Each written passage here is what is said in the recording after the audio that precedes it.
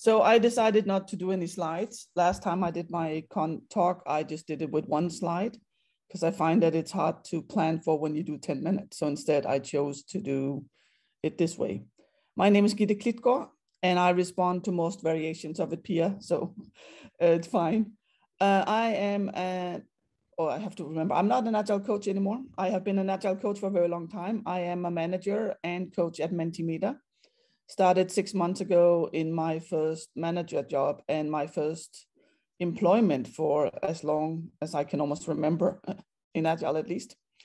What I'm going to talk to you about today is returning to the office. So we have been working from home, most of us, for a very long time. And we are just starting to get back into the office. And some of the stuff that I've been working with the last few years has been psychological safety. How do we actually feel safe? How can we do things? Maybe we will be uncomfortable, but at least we will be safe. We will not be afraid that it will damage us. And at the same time, I've also been working a lot with mental health. And some of the things I have been talking about during Corona has been staying at home. The fact that some people might not have seen anyone for a very long time, which included me. When I went home for Christmas last year, I hadn't talked to a person off screen for 24 days. So you have people who have been alone. You have people who have been forced together, two people maybe having meetings in separate rooms, kids being at home. And while we are not really working from home, we have been sent home. And a lot of this has caused a lot of stress for us. It's been straining for us. And it has caused us to have fatigue.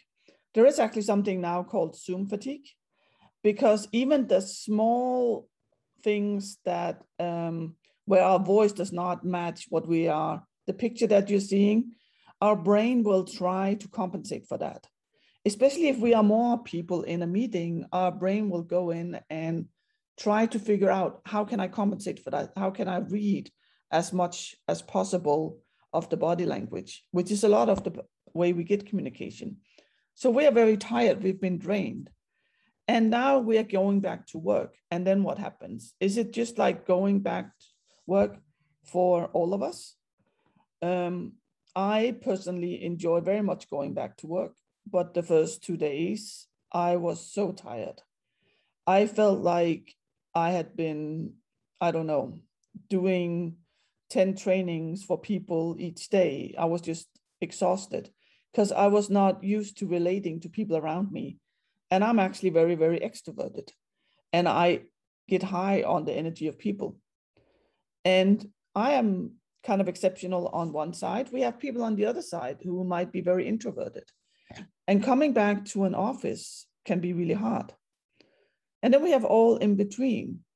And even under normal circumstances, it can be hard for some people to be in the office all day. But it's even harder now that we are not used to it anymore. I have some people I talk to because they don't know how to start a conversation anymore. And they get annoyed at themselves because they don't. Because they always used to. So I was trying to figure out, what message do I want to send? And my main message is to be kind. Be kind to yourself, be kind to others. Know that this is normal. It's normal when you've been away from people for this long, that it can be really stressful. The first time I went shopping for clothes after Corona, I felt very, very uncomfortable because there were people all around me and I was kind of trying to figure out if I should, run away from them or not. I was just like, what are all these people doing here? I just want to look at the clothes and not have everyone here. And that's okay. In the workplaces, we can take this into consideration. We can have rooms. I know that to Swedish law, you need to have a room where you can rest, but maybe you can have a quiet room. One of the things we did at work was that when people started coming back in the office, we had signs that says, remember, not everyone is ready to hug. So I'm in a very hugging workplace normally, but even if you are normally a hugger, this might not be good. So sticking together and helping out each other, I think, is really important. When I was looking for a be kind sign to put behind me, I saw this one, and I think it's very nice, because really what we need to do is we need to help each other. We need to give each other that space so that we can actually thrive in the workplace and try not to go crazy. It's okay to say to your teammates, I just need to sit alone for a bit. It's also okay to say, whoa, I think it's just amazing. Can we just spend all the time together? But then be prepared for the other people to go like, whoa, and this might not be for us. And with the stay strong, I don't mean that strong as in unbendable. I actually mean strong as build resilience. Take care of yourself by building your resilience physically. Make sure that you see the sun when it's there. Do some exercise. I actually exercised so little during Corona that I almost developed diabetes too. I went into pre-diabetes, and it's taken me 6 months to get out of it. We need to get used to moving again, at least some of us. Build that physical resilience, but also build your mental resilience. Practice saying no. Practice saying what you need right now, and help people. Maybe do meditation if that is for you. Do yoga. Do something that allows your brain to not be on a screen and not be focused. It can also be taking a walk in nature. Some crazy people also like running. Some crazy people like Toppe, who's not here, ran for 43 hours this weekend because,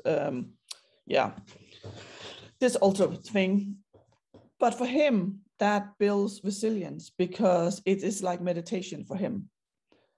So that is kind of my nephew. For us to not go crazy, we need to do these things. And then if you do go crazy, maybe just do that. Maybe just say, okay, I'm just going to go outside and yell a bit. Let us be humans at work and not be robots that try to fit in and be professional. I think being professional to me is about knowing your craft, but it's also about saying no. It's also about saying, I can't do this, or saying, I need this time, or maybe saying, I want to opt in more. I missed being with people. Is there anyone who would like to have lunch with me? So do this and know that it's difficult. That's why you need to be kind to yourself as well as others. There are some places where people write, if you have a choice, be kind, and you always have the choice. And I think that's true. And don't misunderstand it as being nice, because that's something we tend to do because we want comfort and niceness. Being kind can also be saying no. It can also be giving feedback to others and saying, what you did there was not helpful.